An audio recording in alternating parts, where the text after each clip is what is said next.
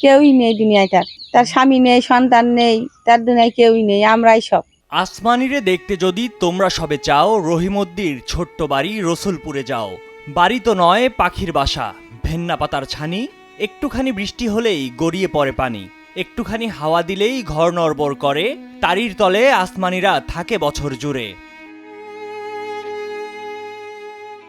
আসমানিকে দেখতে এখন আর রসুলপুরে যেতে হবে না। ঝিনাইদহের কোটচাঁদপুর উপজেলার সলেমানপুর গ্রামের এই বাড়িটি জহুরা বেগমের। তবে গ্রামের সবাই তাকে ঢুলি পাগলি নামে চেনে। একসময় ভিক্ষা করে জীবন চালাতেন, থাকতেন মানুষের ঘরের বারান্দায়। অসুস্থ হয়ে পড়ায় এখন তার জায়গা হয়েছে কোটচাঁদপুর পৌরসভার সলেমানপুর সড়কের পাশের ঝুপড়িতে।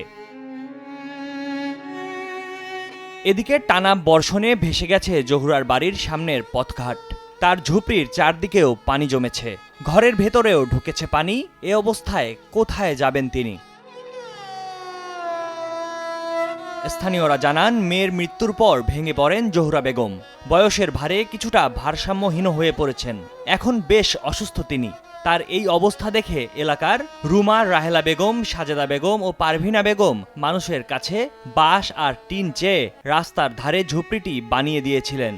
তবে এবার এই ঘরটিও পানিতে ভেসে যাওয়ার উপক্রম। কেউই নেই দুনিয়ায়, তার স্বামী নেই, সন্তান নেই, তার দুনিয়ায় কেউই নেই, আমরাই সব। এখন সবাই মিলে যদি সাহায্য করে। এই তার ঘরের অবস্থা তো খুব খারাপ, পানি টানি হলে তার ঘরের ভিতরে উঠে যায়, এই পাশ থেকে ও পাশে চলে যায়, সে খুবই অবস্থাবিহীন থাকে। দেখাশোনারও লোক নেই, দেখভাল করা লোক নেই। এই টানা বৃষ্টিতে ওর ঘরের সামনে পানি টানি বেঁধেছিল, আমরা যাই হোক কেটে কুটে একটু সাফসুফ করে দিয়েছি।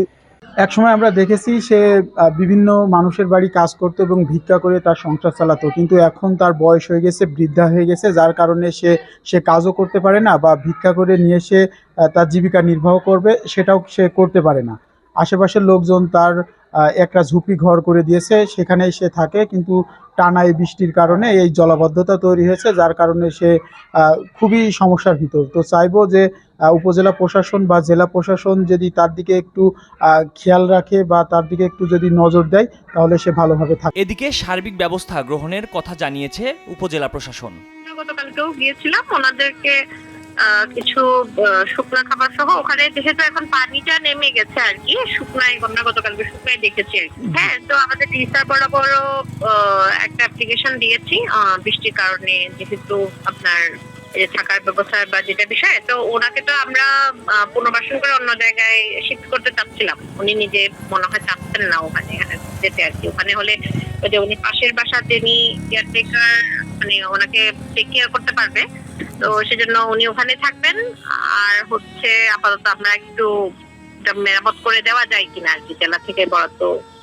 হ্যাঁ, উপজেলা প্রশাসন থাকবে। গতকালকেও গিয়েছিলাম। ময়ূখ ইসলাম, কালের কণ্ঠ।